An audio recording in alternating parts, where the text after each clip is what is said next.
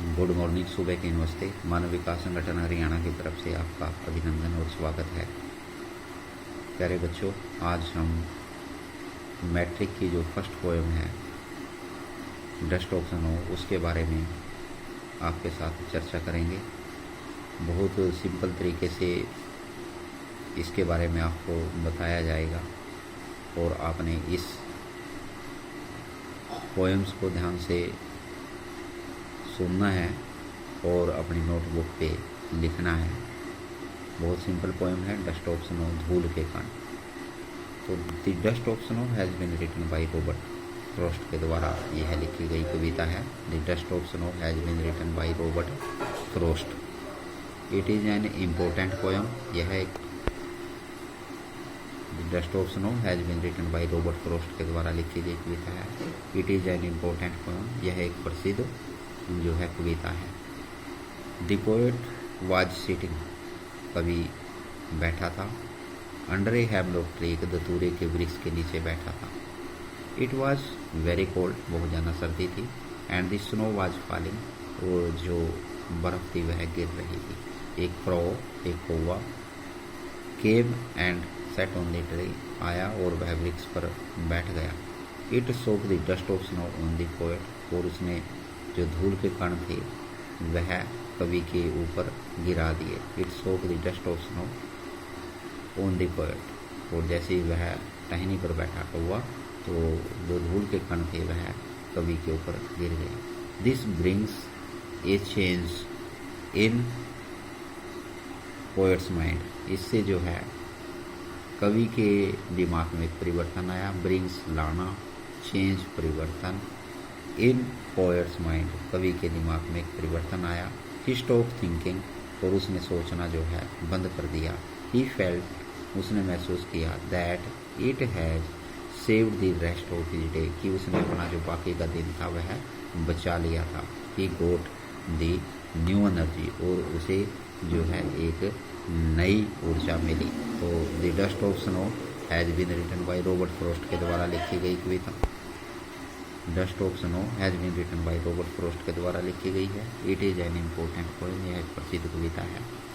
The poet was sitting under a hemlock tree, कवि जो है एक दतूरे के वृक्ष के नीचे बैठा था। इट वाज वेरी कोल्ड, बहुत ज़्यादा सर्दी थी।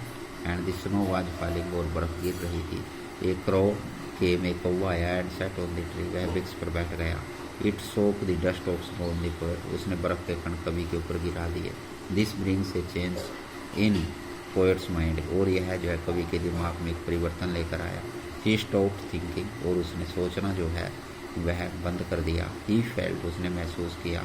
That he has saved the rest of his day, कि उसने अपना बाकी का दिन जो है बचा लिया था। He got the new energy, और उसे एक नई जो है ऊर्जा मिली।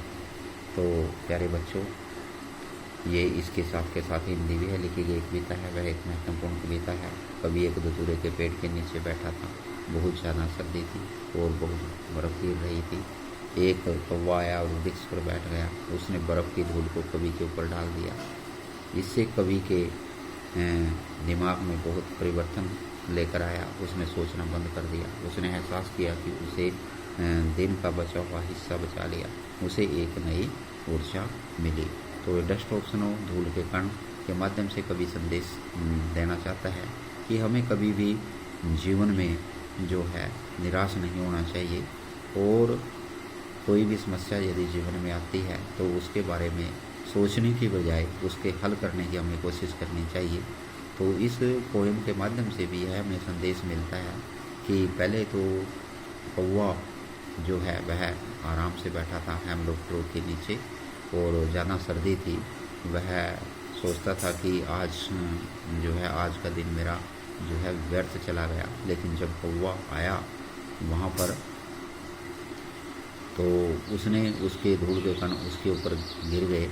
तो वह उठा और कवि ने सोचा कि अब उसे कार्य करना चाहिए। उसने सोचा कि मेरा हाफ दिन, चाहे आधा दिन मेरा व्यर्थ चला गया था, लेकिन मेरा आधा दिन जो है वह अब बच गया है, और उसे एक नई जो है ऊर्जा मिली। तो प्यारे बच्चों, हमें भी अपने जीवन में जो है समस्याओं के बारे में, उनके समाधान के बारे में जो है सोचना चाहिए और निरंतर जो है अपना कर्म करते रहना चाहिए। तो बेस्ट ऑप्शन हो ये फर्स्ट पोएम थी मैट्रिक की 10वीं क्लास की।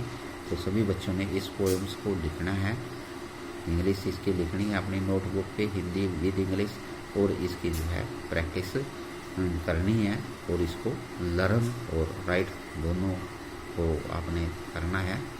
तो इसी तरह नेक्स्ट वीडियो में फिर सेकंड पोएम की हम शुरुआत करेंगे। तो ये फर्स्ट पोएम हमने जो आज कराई। तो यदि यह चैनल आपको पसंद है तो इस चैनल को मानव विकास संगठन हरियाणा को आपने जो है सब्सक्राइब करना है और वीडियो को लाइक करना है। जय हिंद।